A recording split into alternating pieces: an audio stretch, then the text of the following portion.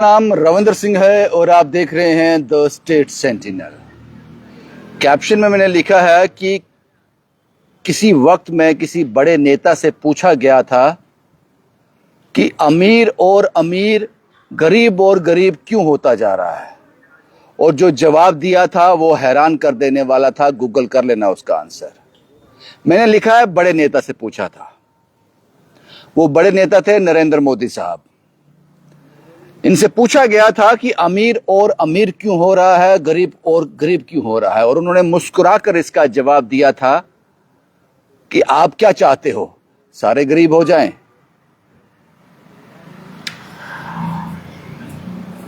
उस जवाब का असर अब धीरे धीरे दिखाई दे रहा है। उस जवाब का असर हमारे भारत देश में अमीर और गरीब को एक वर्ड में डिस्क्राइब किया जाए तो इसकी शेप जो है वो अल्फाबेट के की तरह है। अल्फाबेट के की तरह, बिल्कुल ऐसे। अमीर और अमीर हो रहा है और गरीब जमीन के अंदर जा रहा है। आज मैंने इस इश्यू पर बात करना क्यों जरूरी समझा, मैंने इस पर कोई स्टडी नहीं किया है। सिर्फ आज सुबह एक फोन कॉल, 5 से 7 मिनट की वो फोन कॉल अंदर से झिंझोड़ कर रख दिया। उस फोन कॉल ने, एक शख्स ने फोन किया, मुझे लगता है कि 60 साल उसकी उम्र रही होगी, 55 से 60 साल। उनको मुझ पर इतना यकीन है, वो कहते हैं कि आप इस पर कुछ कर दो, कुछ हो जाएगा इससे। सिर्फ उस विश्वास को लेकर ये वीडियो मैं कर रहा हूं। उन्होंने कहा मेरी एक दुकान है, उनका नाम नहीं लूंगा मैं, मेरी एक दुकान है, उम्र होगी दुकान करते हुए। उसी दुकान से मैंने अपनी बेटियों की शादी की, बेटे की शादी की, इन सबको पढ़ाया लिखाया, और किसी के आगे आज तक नौबत नहीं आई कि मैं हाथ फैला सकूं। कभी कर्ज नहीं लिया, जरूरतें इतनी थी कि पूरी हो रही थी। मैं अपनी जिंदगी से खुश था, उस दुकान से खुश था। एक स्वाभिमान की जिंदगी में जी रहा था। रविंद्र जी, मेरा बेटा भी आज उसी दुकान पर बैठता है, क्योंकि जो समय मैंने उस दुकान पर बिताया था बहुत अच्छा था। इसलिए मैंने बेटे को नौकरी नहीं करने दी, कहीं और जाने नहीं दिया, उसका करियर भी खत्म कर दिया मैंने, क्योंकि ये दुकान हमें स्वाभिमान की रोटी दे रही थी। लेकिन आज मेरा बेटा और हम दोनों जब उस दुकान पर बैठते हैं, मेरे बेटे को अपने आगे बच्चों की स्कूल की फीस निकालना मुश्किल हो गया है। काम वही है, क्वालिटी वही है, लेकिन ग्राहक नहीं आ रहा। मैं इसको अपनी किस्मत कैसे मान लूं। बड़ा मजबूर होकर उन्होंने फोन किया मुझे, और उन्होंने कहा कि जब मैं फोन कॉल आपको मिला रहा था, मैंने बेटे से 2-4 बार कहा कि मैं बात करूं या ना करूं, लेकिन बहुत मजबूर हो गया था। उनको विश्वास है कि मैं कुछ बदल सकता हूं। मैंने कहा अंकल क्या लगता है आपको, क्या कारण, क्या हो गया। उन्होंने कहा क्वालिटी वही है, सामान वही है, लोग वही हैं, लेकिन ऑनलाइन ने हमारी कमर तोड़ कर रख दी है। जो लोग ऑनलाइन शॉपिंग करते हैं, जो ऑनलाइन सामान मंगवाते हैं, हम लोग कहां पे जाएं।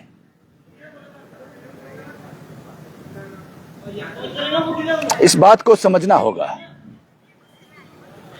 उस एहसास को समझना होगा। लोग लाखों रुपए लगाकर दुकान पर सुबह से शाम तक बैठते हैं, लेकिन वो ग्राहक नहीं रहा। आजकल आलू, प्याज, आटा, चावल, देसी घी, तेल तक ऑनलाइन मंगवाया जा रहा है। वो कह रहे हैं इसने हमारी कमर तोड़ कर रख दी है।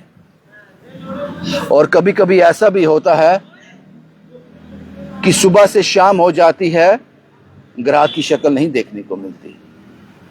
ग्राहक को सामान चाहिए, लोगों को सामान चाहिए, वो सामान उनके घर में मिल रहा है। इस ऑनलाइन ने हमारी कमर तोड़ कर रख दी। वो के को याद रखो, उस के को याद रखना जो शुरुआती तौर में मैंने कहा था। ऑनलाइन वाला ये के है जो ऊपर की ओर जा रहा है, ये वही अमीर है, ये वही अमीर है जिसने बड़ी बड़ी साइट्स बनाकर बड़े बड़े डेवलप कर कर अपने आप को स्थापित कर लिया। वो 8, 10, 15, 20 बिजनेस कर रहा है और ऑनलाइन पर उसको बैठने की जरूरत भी नहीं है। लेकिन ये वाला केस जो है, जो लाइन नीचे जा रही है, ये कंगाली की हालात तक आ गया है। जम्मू का व्यापारी वैसे ही टूटा हुआ है, क्योंकि जब ट्रेन पहुंची थी जम्मू में, आज और ट्रेन विस्तार करने की बात चल रही है। वंदे भारत कटरा से जम्मू तक आ गई, अब जम्मू से दौड़ेगी श्रीनगर तक, दिल्ली से श्रीनगर तक। जो लोग मां वैष्णो के दर्शन के लिए आते थे, बाहर निकलते थे रेलवे स्टेशन से, टैक्सी वाला उससे फायदा लेता था, दुकानदार, व्यापारी, वो सब खत्म हो गया। और उसके बाद ऑनलाइन की मार। क्या आपको नहीं लगता हम लोग मिलकर कुछ फैसला कर सकते हैं? ठीक है, आप लोगों की मर्जी है, लेकिन कुछ ऐसी चीजें हैं जो हम दुकान पर जाकर खरीदें, अपने लोगों को फायदा दें, इस के को और लंबा ना होने दें, इस डिस्टेंस को, के इन दोनों जो पोल हैं इनका डिस्टेंस और ना बढ़ने दें।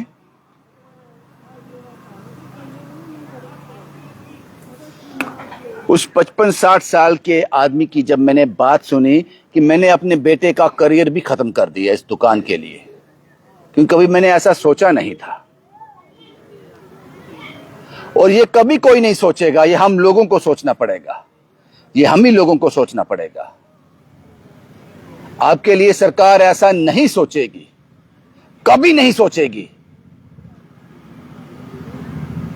क्योंकि मैं अपने वीडियोस में कहता हूं,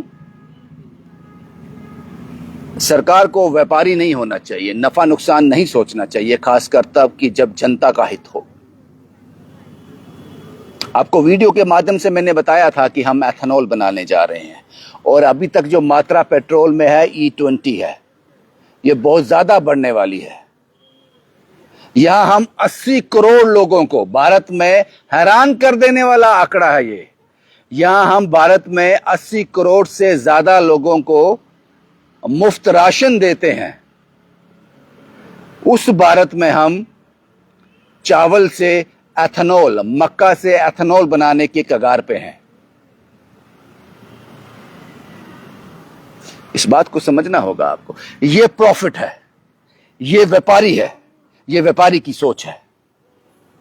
क्योंकि मैंने आपको पहले कहा कि इस वक्त 20% E20 जो है पेट्रोल में आ रहा है, तो कुछ रेट कम हुए नहीं, प्रॉफिट है। हाँ, इन बातों को समझना होगा आपको।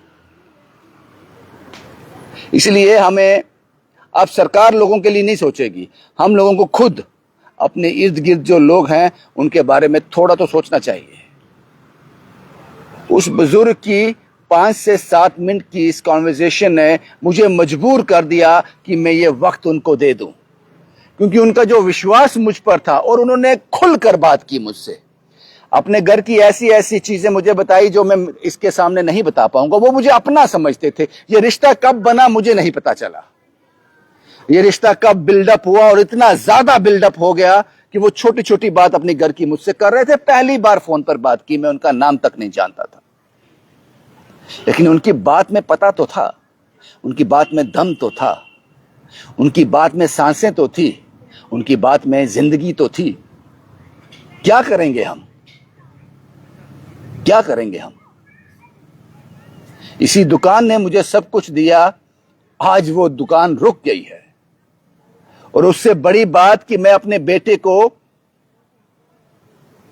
ना किसी प्राइवेट फर्म में जाने दिया, ना कोई अपना और कारोबार खोलने दिया, ना ही मैंने उसको नौकरी करने दी। अब मैं क्या करूं? मैंने आपसे कहा कि आलू, प्याज, ये भी आज आपके घर में आ जाता है।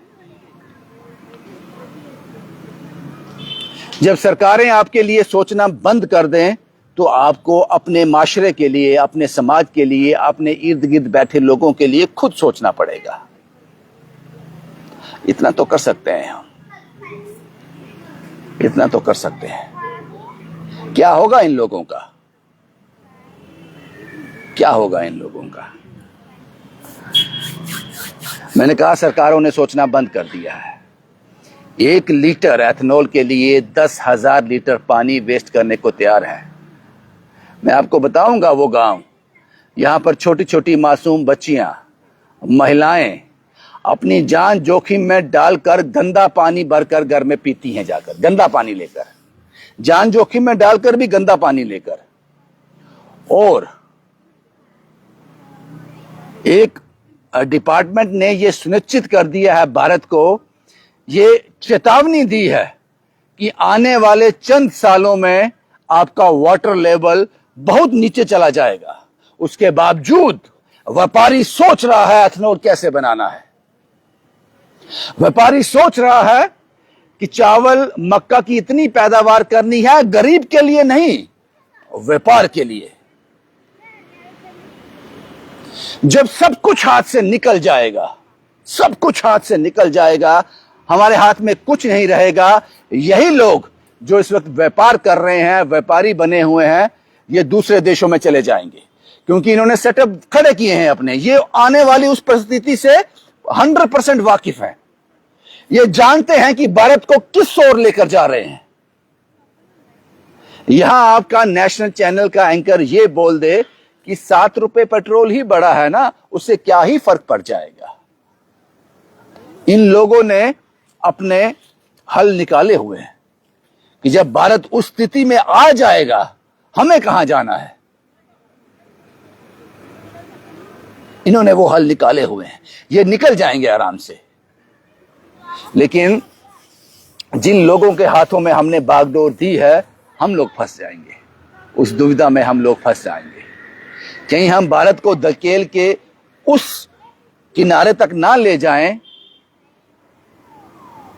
यहां पर भारत हमें अंग्रेजों से मिला था।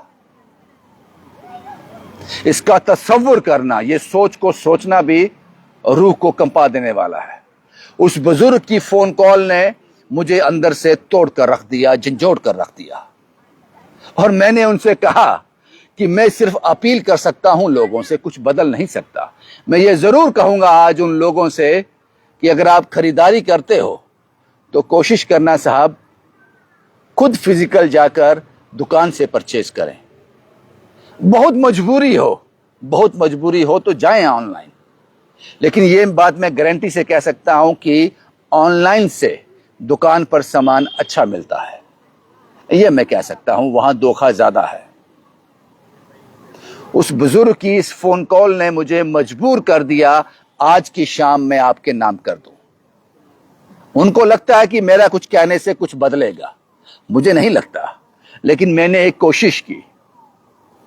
मैं नाउमीदी की तरफ कभी नहीं देखता। नाउमीदी की तरफ मेरी पीठ होती है, उम्मीद की तरफ मेरी आंखें होती हैं। इसलिए ये रिपोर्ट कर रहा हूं। कमेंट बॉक्स में मुझे जरूर बताना कि मेरी इस बिना सर पैर के रिपोर्ट आपको कैसी लगी। मेरे दिल को छुई उस बुजुर्ग की कॉन्वर्सेशन, उसकी बातचीत, उसका बात करने का अंदाज, उसकी सच्चाई। इसलिए ये मैंने आपके साथ साझा किया। शुभम कुमार के साथ Ravindra Singh, the state sentinel के लिए।